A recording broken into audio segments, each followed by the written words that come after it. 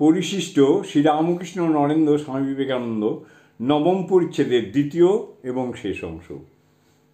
আর একদিন 9 সেপ্টেম্বর 1883 খ্রিস্টাব্দ দক্ষিণেশ্বরে ঠাকুর ভক্তদের বলিতেছেন, আমার সন্তান ভাব অচলানন্দ এখানে এসে মাঝে মাঝে থাকতো, খুব কারণ করত।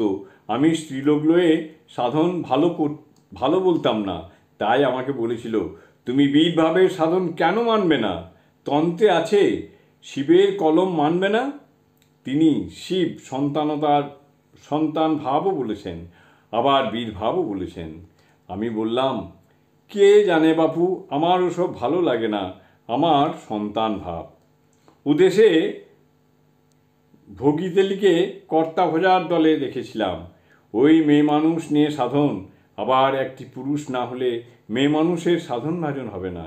সেই পুরুষটিকে বলে রাগা কৃষ্ণ। 3 বার জিজ্ঞাসা করে, তুই কৃষ্ণ পেয়েছিস?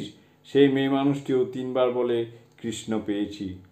আর একদিন 1884 খ্রিস্টাব্দ 23 মার্চ ঠাকুর শ্রীরামকৃষ্ণ, রাখাল, রাম প্রভৃতি ভক্তদের বলিতেছেন, বৈষ্ণবচরণের কর্তা ভজার মত ছিল। আমি যখন ওদেশে শ্যামবাজারে যাই, তাদের বললাম, এরূপ মত আমার নয়, আমার মাতৃভাব। দেখলাম যে লম্বা লম্বা কথা হয়, আবার ব্যভিচার করে। ওরা ঠাকুর পূজা, প্রতিমা পূজা লাইক করে না, জীবন্ত মানুষ চায়।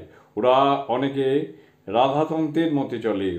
পৃথিবীতত্ত্ব, অগ্নিতত্ত্ব, জলতত্ত্ব, বায়ুতত্ত্ব, আকাশতত্ত্ব, মল, মূত্র, রজ, বীজ, এইসব তত্ত্ব। এ সাধনা বড় নোংরা সাধনা, যেমন পায়খানার মধ্যে দিয়ে বাড়ির ভিতর ঢোকা। ঠাকুরের উপদেশ অনুসারে স্বামী বিবেকানন্দ বামাচারের খুব নিন্দা করিয়াছেন।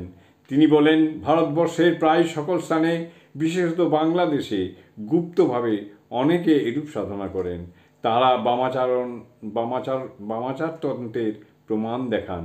ও সকল তন্ত্র ত্যাগ করিয়া উপনিষদ, গীতা আদি শাস্ত্র ছেলেদের পাঠ করতে দেওয়া উচিত।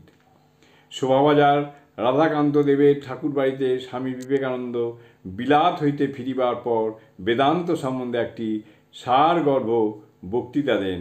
তাহাতে স্ত্রীলোক লয়া সাধনা নিন্দা করিয়া নিম্নলিখিত কথাগুলি বলিয়াছিলেন।